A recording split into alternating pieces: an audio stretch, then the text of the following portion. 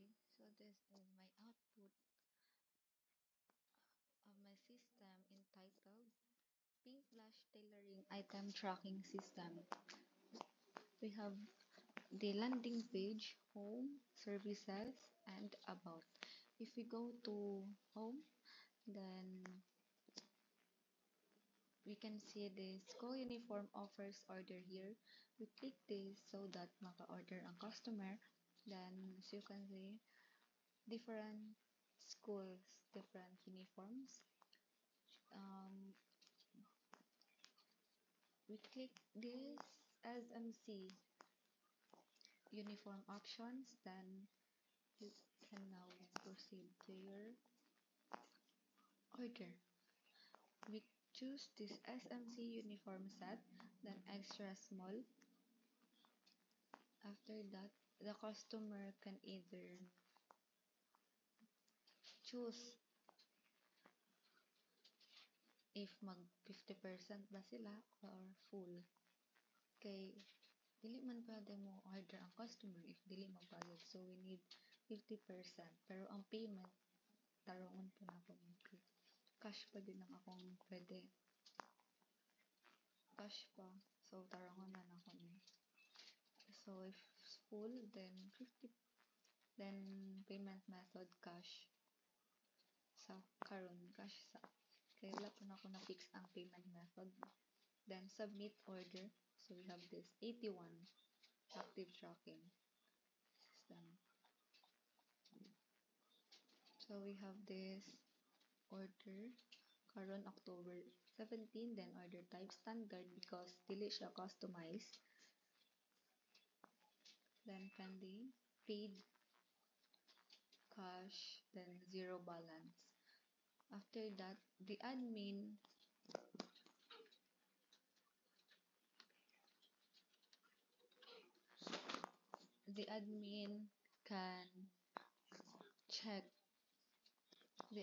can check if na may order so pending. So edit your status, ano man ang admin may na ay like karapatan mo kung ano order confirmation. So click this paid na, then update order. So we have this. Then the customer track order confirmation, then progress. So after that, payment confirmation, then go. So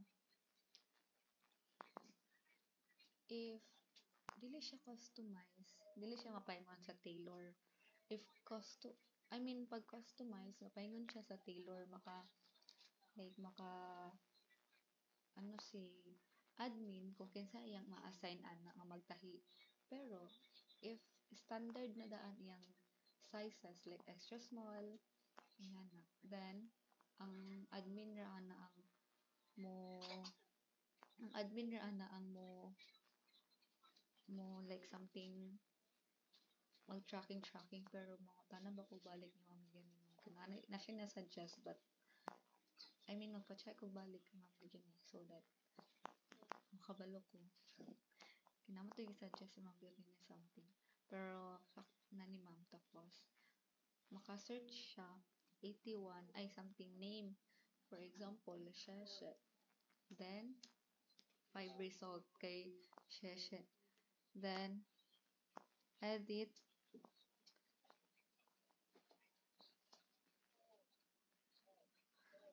Then, edit. The admin also can finishing because na naman siya daan extra small. Update order, then finishing. Then quality checking. Then fast forward, for example, pick up by the delivery na. The final payment mo na naman din. Fast forward to pick up by the customer na. So, ma-pick up by the customer na dayon ni siya. And then completed. If na-pick up na, wala ni siya yan something delivery na. So, pick up tradition. Then, pagka-complete, then update order, mo highlight siya complete, then pagkaingon sa like sa admin ay like sa customer, mahimo na dayon siyang receipt. Ang receipt is here 81 kani kani ma'am. And then after you choose your uniform type PE, then customize national fixed tone pigment, which is the 500. Then payment method cash. And this payment method delete ni siya sakto. And then submit order, customize because customize, and then we have 87 order ID. After that, the admin can 87. The admin can edit the tracking to order confirmation, date order confirmation, then it will go. After that, the master cutter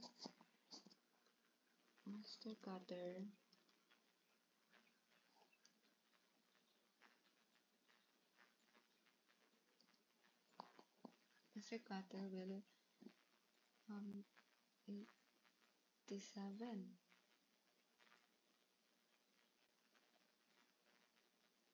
No, here.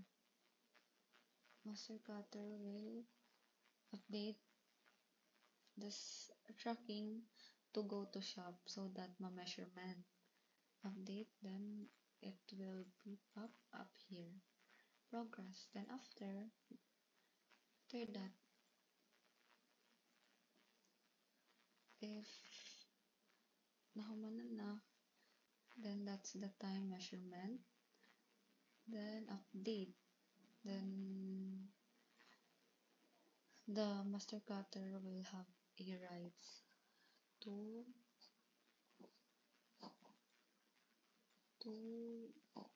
change the custom measurement.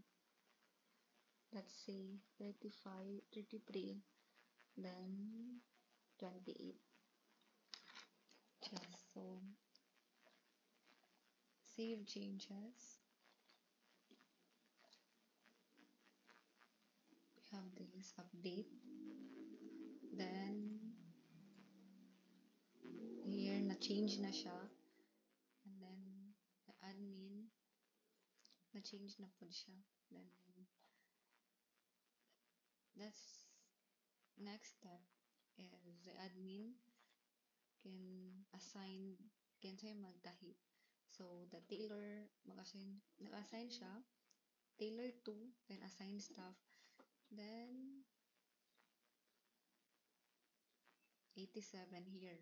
So after that, another measurement, after measurement, then material preparations, then tracking. Then after material cutting, again track. Then lastly, ang sewing update. Then after that, this finishing up to completed, the admin can work off that. So admin dashboard, then saving last, edit, after edit, the price, dara naman dayon admin kung pila ang price. So let's say 900 price, then total amount niya 900. Kay quantity is 1 raman. So partial. After that, update, finishing update.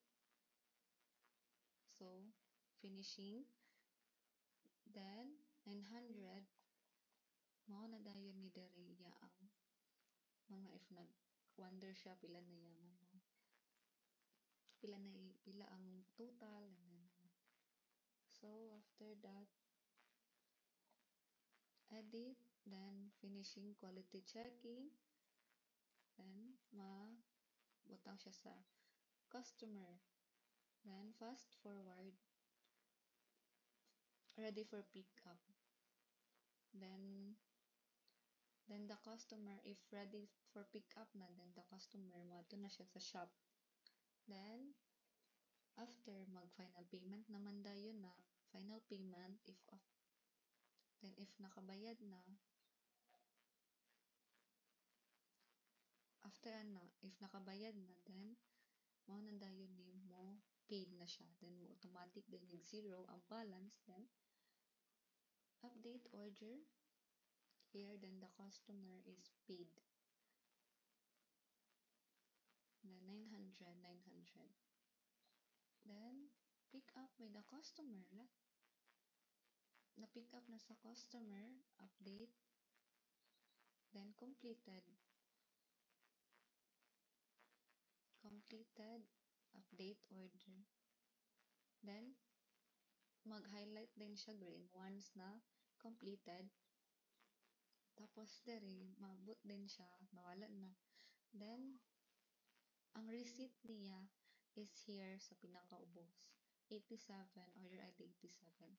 Then, here, tanan iya ang receipt. Tapos, here naman sa admin, ma-search nimo kung pila na ang completed. Nara, completed all. Pero, wala pa ko yung reports. Then,